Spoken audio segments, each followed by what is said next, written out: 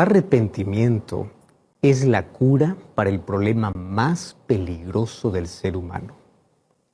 Tú sabes que cuando nosotros somos infectados o afectados por cualquier enfermedad que sabemos que nos lleva a la muerte, lo que hacemos es buscar la cura, buscamos medicina, queremos la salud, queremos estar bien, queremos vivir. Sin embargo, el problema más peligroso no se siente como dolor físico. El problema más peligroso está en el corazón humano, está en la mente del ser humano. ¿Y cuál es la cura para ese problema que nosotros ya traemos desde el momento que nacimos? Pues el arrepentimiento. Solo que el arrepentimiento no es producido naturalmente por el ser humano. Es la acción de Dios en el ser humano cuando éste le permite que Dios pueda actuar. Solo que la palabra arrepentimiento para muchos es un término solamente religioso, como la palabra pecado. Vivimos en un momento de la historia en que muchos creen que la palabra pecado es un término que solamente al religioso le debe interesar. Cada uno tiene su propia verdad. El relativismo ha llevado a pensar de que cada uno puede definir qué cosa es bueno y qué cosa es malo en la vida. Gracias a Dios, que ¿quién define qué cosa es bueno y qué es malo? No es una autoridad política, no es una persona famosa, no es un influencer y no eres tú. Quien define es Dios. Y aquello que tú haces es pecado si es que Dios dice que lo es, aun cuando tú digas que no lo es. ¿Y sabes qué cosa es pecado? Aquello que te mata lentamente porque te separa de Dios.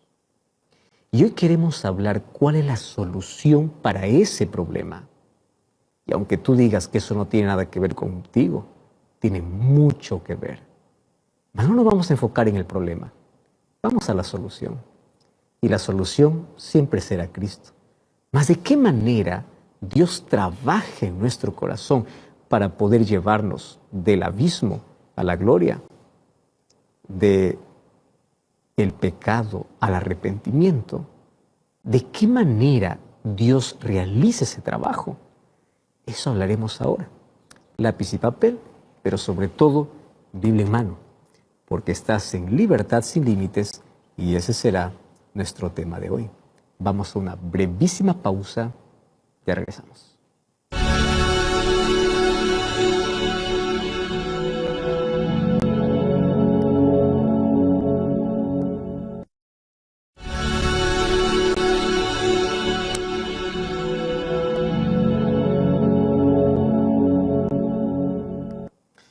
Qué peligroso es caminar en los extremos.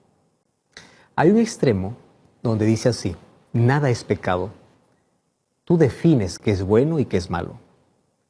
Esa palabra se esconde detrás de otra palabra que se malinterpreta como libertad. Y algunos usan su libertad y se atreven incluso en su libertad a definir qué es bueno y qué es malo. Sin embargo, la Biblia ya muestra el camino bueno y el camino malo, las acciones buenas y las acciones malas.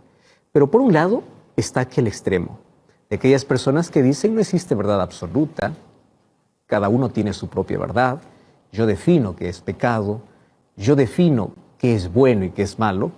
Ese es un extremo, ¿correcto?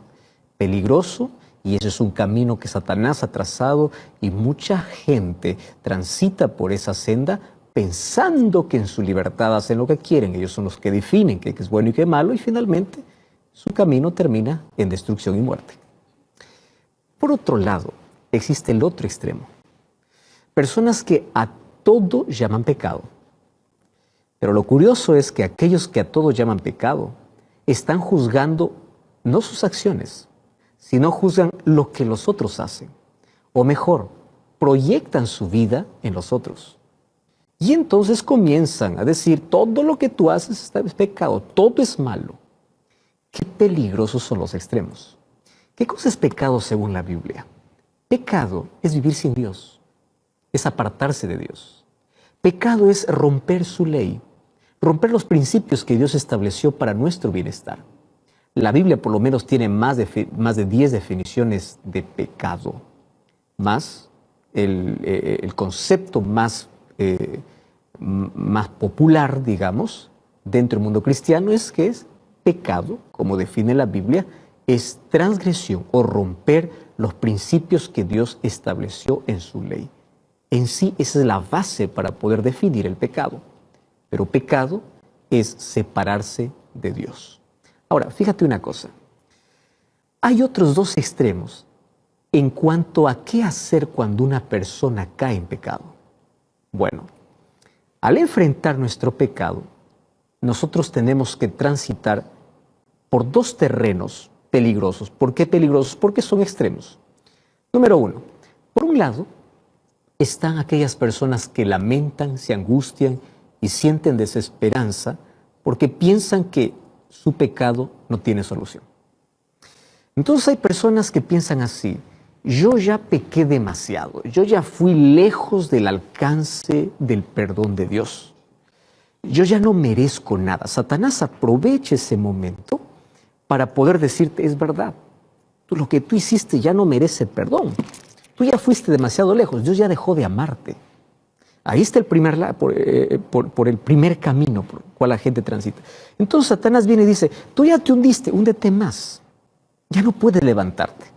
Y hay tanta gente que cree que no merece más el perdón de Dios, por eso se abandona abiertamente hacia el mal. Eso está por un lado.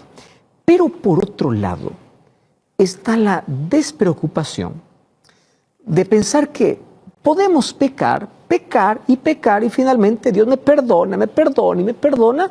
Entonces el pecado es como un juego. ¿Entiendes? Por un lado, se maximiza el pecado a tal punto de decir que ya no merece más el perdón de Dios. Por otro lado, se minimiza diciendo, es un pecado chiquito. Y hemos aprendido incluso a colocar tamaño al pecado. Ese es un pecado grande. Este es un pecado pequeño. Mi pecado es chiquito, el tuyo es grande. Entonces, mientras unos maximizan, otros minimizan. Y piensan que pecado es un asunto con el cual yo puedo jugar. Finalmente yo voy, pido perdón a Dios, continúo mi vida, yo no cambio, yo continúo haciendo lo que quiero porque finalmente Dios me perdona. Y comienzan allí a jugar con la gracia, la misericordia y el perdón de Dios a tal punto que el corazón humano, cuando hablo del corazón estoy hablando de la mente, comienza a cerrarse ante la influencia del espíritu y llega un momento en que pierde la sensibilidad. Por tanto, minimizar al pecado o llamarlo pequeño, finalmente ya no siente más dolor por ese pecado, porque se acostumbra. Pecado, una de las cosas que hace es endurecer el corazón, hacer perder la sensibilidad, a tal punto que digas, lo mío es pequeño, esto ya no ofende. Y llega un momento en que ya no sientes más necesidad de arrepentimiento.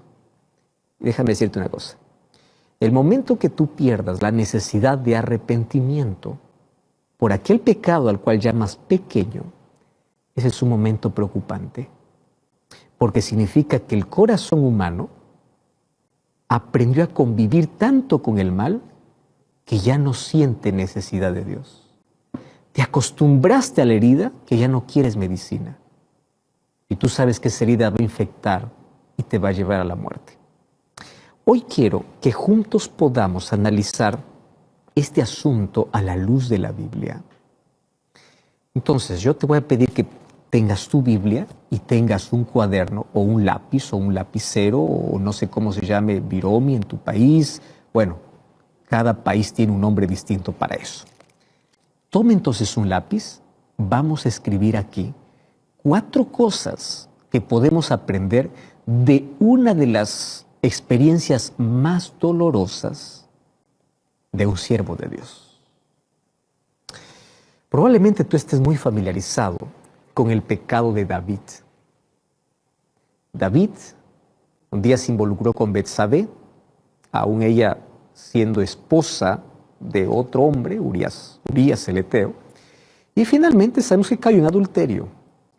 Pero David no solamente adulteró, David se hundió tanto que él incluso cometió un asesinato para querer tapar su culpa. Porque esa es la primera reacción humana. El ser humano quiere solucionar el problema del pecado con sus propias fuerzas. Eso es lo que hizo Adán y Eva en el Edén. En lugar de reconocer su problema y correr a Dios, ellos quisieron cubrir su desnudez con miserables hojas de higuera. Los seres humanos somos así. Y cuando vamos al libro de Segunda de Samuel, allí en el capítulo 11 vamos a encontrar el pecado. Pero si avanzamos un poco más, vamos a encontrar en qué momento hay un arrepentimiento. Solo que ahí hay un proceso y lecciones importantísimas que nosotros vamos a aprender hoy. ¿Correcto? Entonces, abre tu Biblia, 2 Samuel capítulo 11 está la historia, pero hoy nos vamos a detener un poquito en el capítulo 12. Y desde el versículo 1 al 15 vamos a extraer 4 lecciones que necesitamos aprender sobre este asunto. Número 1, mira, el pecado de David me enseña que todo ser humano puede ser ciego ante su propia falta. Voy a repetir este concepto porque es muy común. Todo ser humano puede ser ciego ante su propia falta y ver la falta de los demás. David podía ver su pecado, no podía ver su pecado. ¿Por qué razón? Te voy a contar. A partir del versículo 5 o desde el versículo 2 en adelante, dice que el profeta Natán va para tener una conversa con David. Claro, el profeta es enviado por Dios. Dios quiere restaurar a David y envía al profeta. Solo que me encanta la manera como Natán comienza a conversar con David sobre un asunto tan serio de una manera tan delicada. Y él comienza contando una historia. Entonces le dice, habían 2 hombres en una ciudad, uno era rico, el otro era pobre. El rico tenía muchas ovejas y vacas, el pobre apenas tenía una sola corderita que había comprado y criado, había crecido con él y con sus hijos juntamente, comiendo de su bocado, bebiendo de su vaso, durmiendo en su seno, la tenía como una hija. Vino uno de camino al hombre rico y éste no quiso tomar de sus ovejas y de vacas para guisar para el caminante que había venido a él, sino que tomó la oveja de aquel pobre y la preparó para aquel que había venido a él. Entonces, fíjate lo que dice el versículo 5. Se encendió el furor de David en gran manera contra ese hombre. ¿Contra quién? Contra el hombre de la historia que estaba contando Natán. Fíjate, otra vez voy a repetir esta expresión. Dice que se encendió en ira, se molestó tanto, en gran manera, y dijo así, vive Jehová, que quien hizo tal cosa es digno de muerte. ¿Estás entendiendo esto? Ahora, él no podía tolerar que alguien haya hecho semejante cosa. ¿Y sabes qué? David no veía su error, veía el problema del otro. Eso hace el pecado. Por eso es que es preocupante cuando una persona solamente vive señalando el problema de los demás, enfureciéndose contra lo que otro hace, porque puede ser que él se proyecte en la otra persona. Hay un pecado dentro que él quiere ocultar. Entonces se enfurece cuando ve que otro lo practica, pero él lo tiene en silencio. ¿Y qué cosa sucedió? David allí tuvo que abrir sus ojos, pero no por cuenta propia. El mismo profeta Natán, ¿qué cosa le dice? Versículo 7. Entonces dijo Natán a David, tú eres aquel hombre. ¿Estás entendiendo? David necesitó una acusación directa por su pecado porque él era ciego para ver el suyo. Tú eres aquel hombre. Muchas veces nos pasa igual. Cuando nosotros cometemos alguna falta, podemos ver fácilmente nuestro problema en el otro. Eso es lo que Jesús dice. Miras la paja en el ojo ajeno y te olvidas de la viga que está en tu propio ojo. Interesante, ¿no? Entonces la primera lección, Cuando una persona siempre está acusando, está enfureciéndose con lo que el otro hace, está detrás, allí, puede ser que él no soporte más la culpa que lleva. Y él quiere que el otro también pueda experimentar un poco del dolor interno que él tiene. Eso es lo que hizo David. Porque lo que hace el pecado, en primer lugar, es enceguecernos para ver nuestras faltas o para minimizar las nuestras y maximizar las de los otros. Ese hombre merece morir, dijo David. Ahora imagínate la reacción de David cuando Natán le dice, tú eres aquel hombre. Sus ojos se abrieron, las escamas cayeron, vio su realidad y él mismo se había dado sentencia de muerte. ¿Sabes que hay varias razones por las que puede suceder esto? Podemos dejar que a veces podamos ser confundidos entre la línea del bien y del mal. En nuestra mente existe una confusión tremenda cuando comienza la culpa a dominarnos después de haber pecado. Mira, muchas personas suavizan su punto de vista sobre el pecado cuando han caído en él. Minimizan el suyo, pero maximizan el otro. Entonces eso tiene que ver con una confusión mental o con lo que el pecado hace para poder enceguecer al ser humano. Ahora, también podemos coquetear habitualmente con el mal.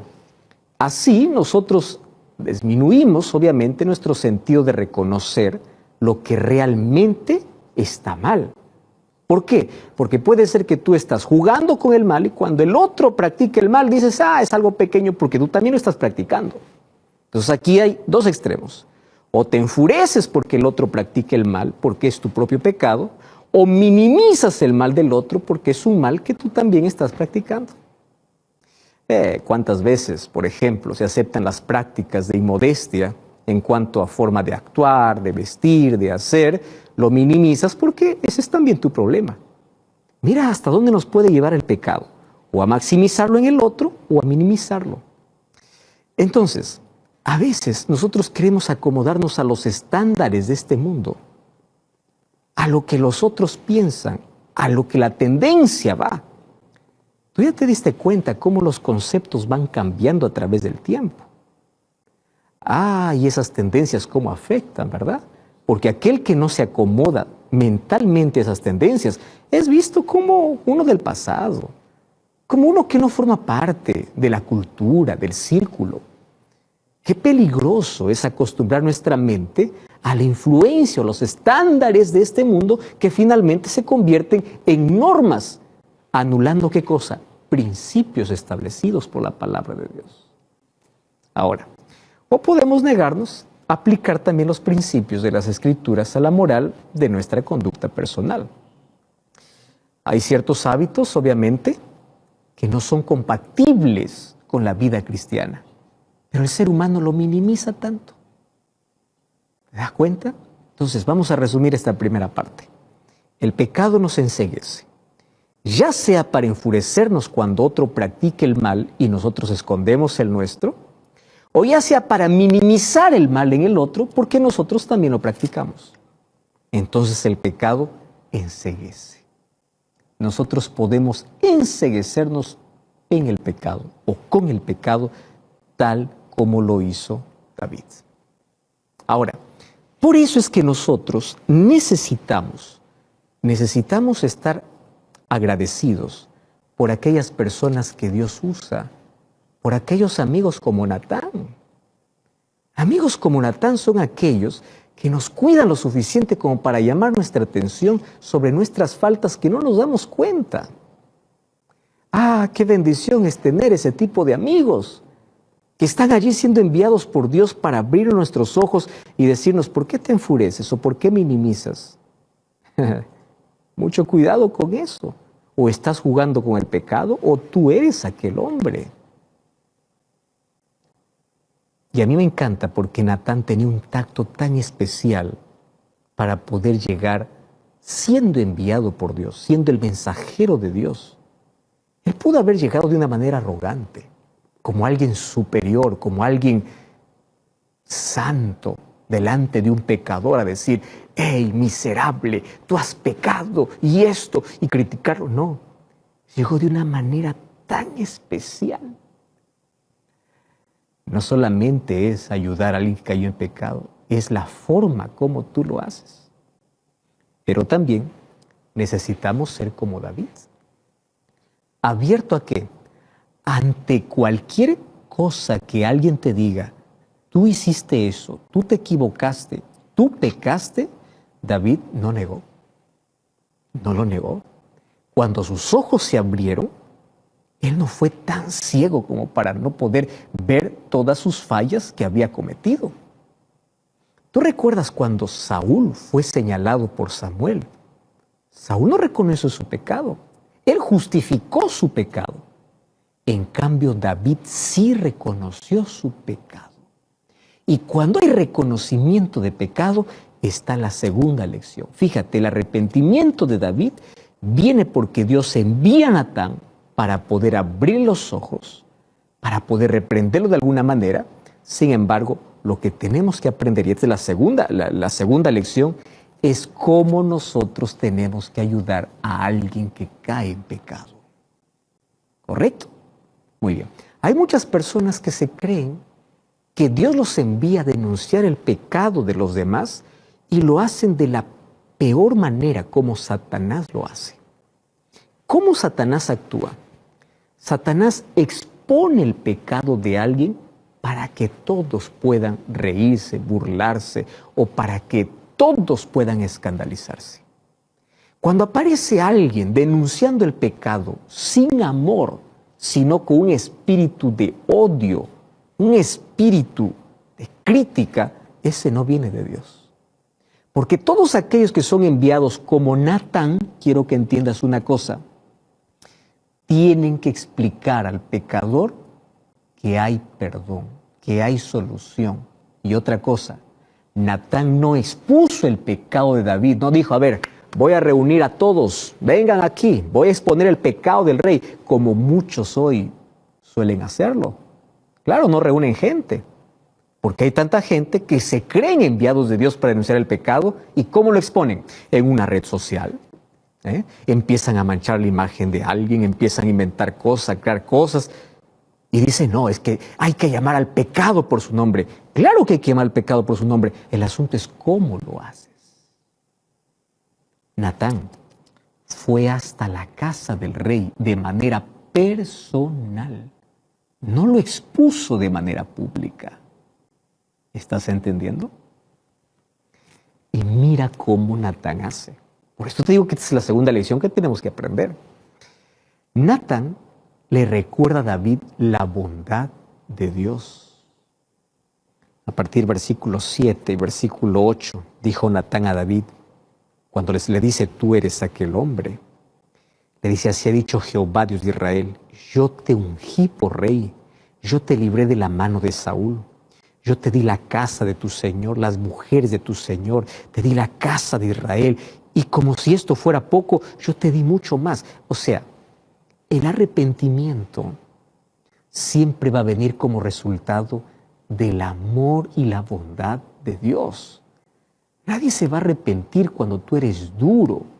Nadie se va a arrepentir cuando tú solo le condenas y le dices que ya no merece más y que se equivocó y que está hundido. No, el arrepentimiento va a venir cuando le recuerdas cuán bueno sigue siendo Dios. Entonces, esta invitación que hace Natán es un llamado basado en el amor y la misericordia de Dios. Y esto se encuentra, obviamente, en la predicación del Evangelio. Eso es lo que Pablo hizo, así predicaba. En Romanos 2:4 vemos un ejemplo. Natán reveló el pecado de David, es verdad. Natán fue muy claro al decirle a David que estuvo mal. Cuando tú lees el versículo 9, allí dice, ¿por qué tú tuviste en poco la palabra de Jehová? Él le dice con claridad. Así como el Evangelio, tiene que predicarse con claridad y decir que todos somos pecadores. No importa la generosidad y la bondad que creas que tienes, tú eres pecador, yo soy pecador. Romanos 3:23 dice que todos somos pecadores. Y como todos somos pecadores, todos Necesitamos del perdón de Dios y de la gracia de Dios. Entonces yo no voy a presentar delante de alguien como alguien superior, como alguien que no peca. Yo soy pecador igual que el otro. Yo necesito de la gracia y el perdón de Dios igual que el otro. Necesito del arrepentimiento igual que el otro. Pero eso no significa que yo voy a minimizar el pecado o voy a decir, no, eso no es pecado. No, es pecado. Tú necesitas arrepentirte y yo también necesito arrepentirme porque yo también cometo pecados. No voy a minimizar el pecado, pero tampoco voy a maximizar el pecado porque yo soy igual de pecador que los demás. ¿Entiendes? Ahora, las personas no se arrepentirán a menos que se den cuenta que están en pecado. Para eso es necesario que nosotros podamos ayudarlos de manera correcta.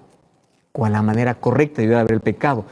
Con una actitud correcta, mostrando el amor y la bondad de Dios para aquel que cayó. Entonces, aquí nosotros encontramos las advertencias incluso de las consecuencias del pecado de David. Entonces, ¿qué cosa es lo que hizo Natán?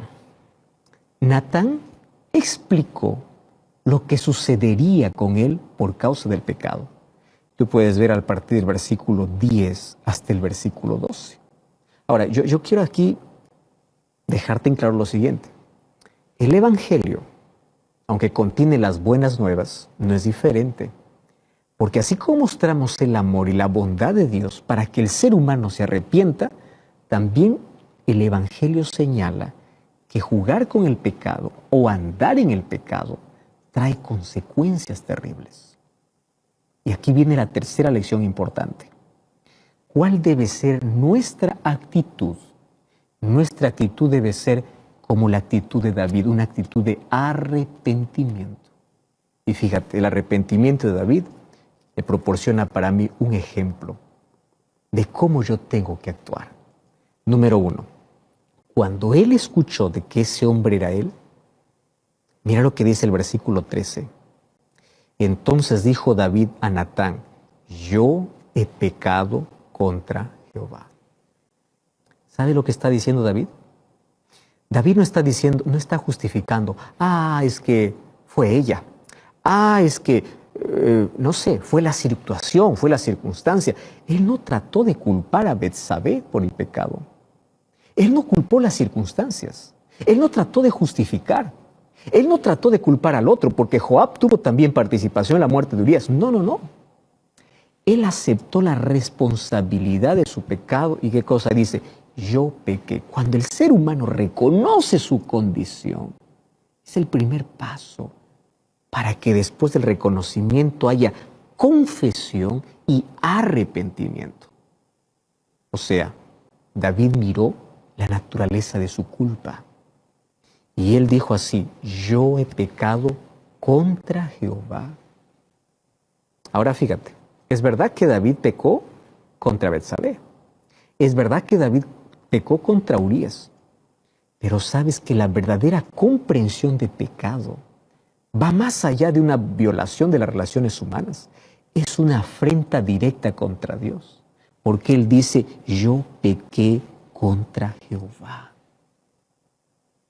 Y cuando tú reconoces y no justificas más el pecado, reconoces que has pecado, viene allí la confesión. David comienza a confesar su pecado. Y sabes que esa confesión está escrita en un capítulo de la Biblia. Salmos capítulo 51. Ese es un capítulo por excelencia para poder hablar de arrepentimiento y purificación o perdón.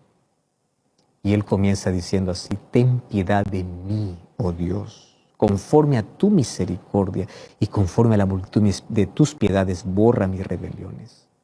La palabra lávame, límpiame, purifícame se repite más de 5 veces en el texto. Me llama la atención. Él dice así, yo reconozco mis rebeliones. Contra ti he pecado, hice lo malo delante de tus ojos.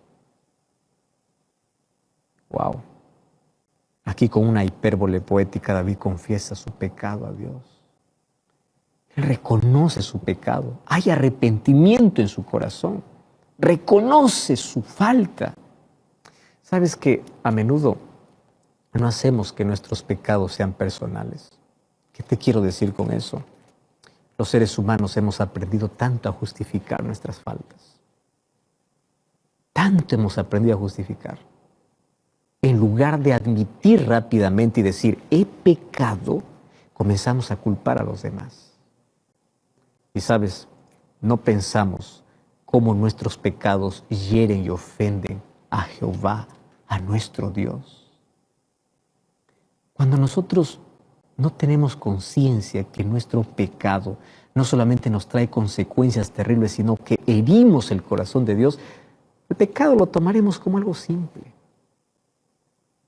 Nuestro arrepentimiento será superficial. Y aquí viene la cuarta lección. El perdón de Dios es dado para David.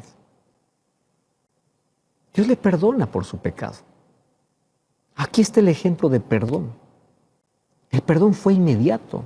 Cuando vamos a 2 Samuel capítulo 12, versículo 13, inmediatamente allí le dice, Dios ha remitido tu pecado. En versículo 13, entonces dijo David a Natán, yo pequé contra Jehová. Pero Natán dijo a David, también Dios ha remitido tu pecado, por eso no morirás. Fíjate una cosa. Cuando se cumplieron las condiciones adecuadas, o sea, David reconoció su pecado, confesó su pecado, él fue perdonado por su pecado. ¿Por qué? Porque la confesión o el reconocimiento y la confesión es parte de la condición para recibir el perdón. Porque junto a ello viene el verdadero arrepentimiento. Y el perdón de Dios fue completo. Natán le dijo, el Señor te ha perdonado, el Señor ha remitido, o sea, ha quitado tu pecado. Esa frase, ha remitido tu pecado, es similar a otros términos que sugieren un perdón completo. El Señor ha borrado, no más recuerda tu pecado, porque el perdón de Dios es así. El perdón de Dios es inmediato y completo, pero hay condiciones. ¿Cuál es? Reconocimiento, confesión.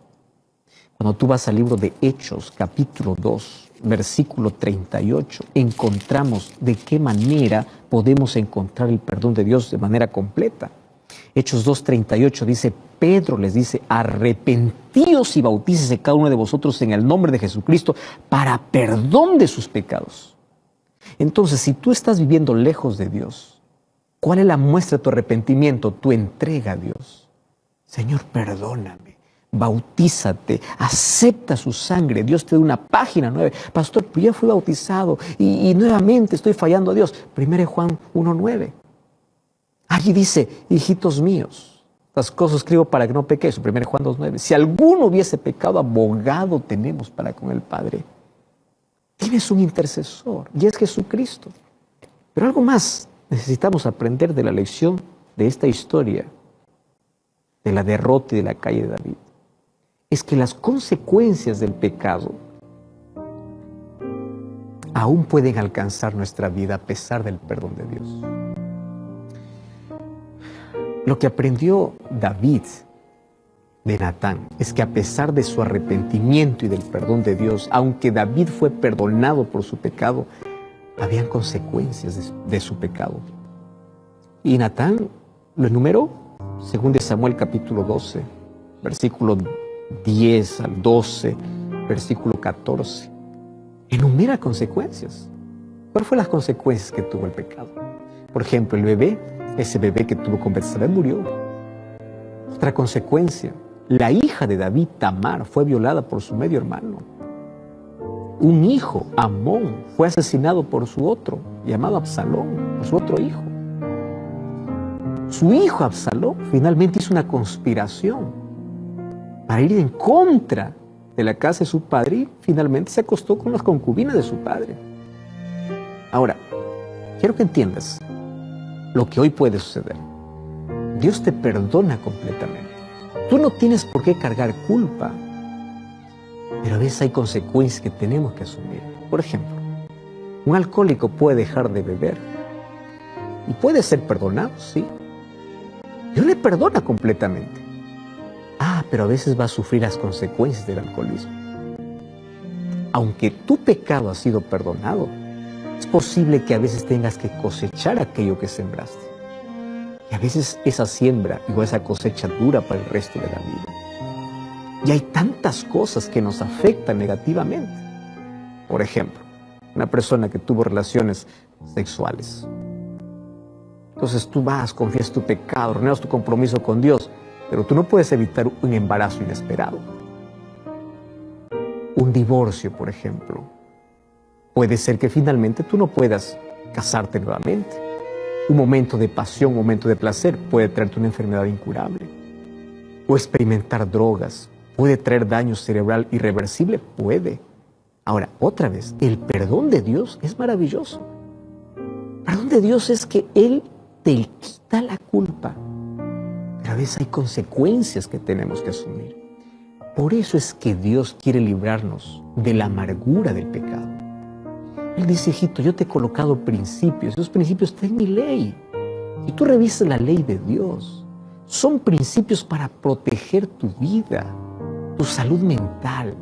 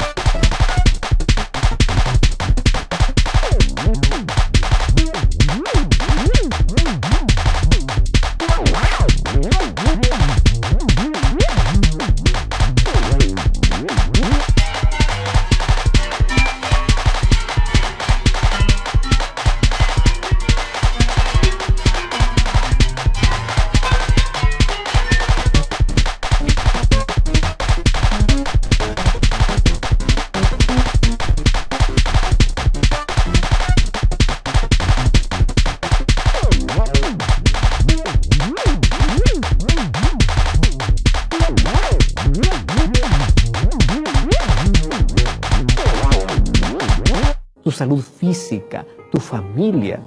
Son principios para que tú tengas paz. A menudo los seres humanos queremos romper la ley de Dios, hacer lo que queremos en nombre de la libertad. Yo soy libre. Hay personas que dicen, yo soy libre, hago lo que quiero y la gracia de Dios cubre todo mi pecado y yo sigo pecando. No, la gracia de Dios no funciona así. La gracia de Dios es un regalo de Dios con el cual tú no tienes que jugar. La gracia que salva la iglesia es la gracia que transforma, es la gracia que te coloca en armonía con la voluntad de Dios y con la ley de Dios. Ahora, si tú quieres jugar con el perdón y la gracia de Dios, hay consecuencias que vas a asumir. Por eso no hay nada mejor que poder aferrarse a Cristo, pero también aquí va la esperanza para aquellos que cayeron en pecado. El hecho de que tú hayas caído no significa que estás perdido. Levántate. Tú estás perdido si continúas allí. Pero si te levantas, confiesas tu pecado y pides perdón, Dios te perdona. No importa las faltas que has cometido. Por favor, no seas ciego ante una situación. No estés escondiendo tu mal, maximizando las faltas de los otros o minimizando la falta de los otros. Mira qué hay dentro de ti y confiesa tu pecado a Dios. ¿Estás viviendo con culpa? ¿Te avergüenzas de tu pasado? ¿No quieres más mirar para atrás porque hay tanto miedo? Deja de vivir con culpa. Eso te está quitando el sueño. Eso te está enfermando mentalmente. Lo que puedes hacer es arrepentirte de todo corazón. Decirle así, Padre, hoy me postro a tus pies. Rompe aquellas cadenas que me atan, aquellas prisiones duras. Por favor, como decía David, crea en mí un nuevo corazón, no quites de mí tu Santo Espíritu. Hoy puedo decir, pon tu Espíritu en mí, transfórmame, perdóname. Y Dios escuchará tu oración. Hay solución para nuestro problema y la solución siempre será Cristo. Mi esposa va a cantar una linda música que tiene que ver con arrepentimiento. Y si tú quieres postrarte hoy en la presencia de Dios y decirle, Señor, perdóname, yo quiero ser libre de la culpa, yo quiero hoy hacer tu voluntad, yo quiero recibir tu perdón porque yo no quiero en un momento sufrir consecuencias terribles del pecado. Yo quiero vivir aferrado a ti, pon tu espíritu en mi alma, quiero hacer tu voluntad. Repite esa oración mientras mi esposa está cantando y yo estaré orando por ti.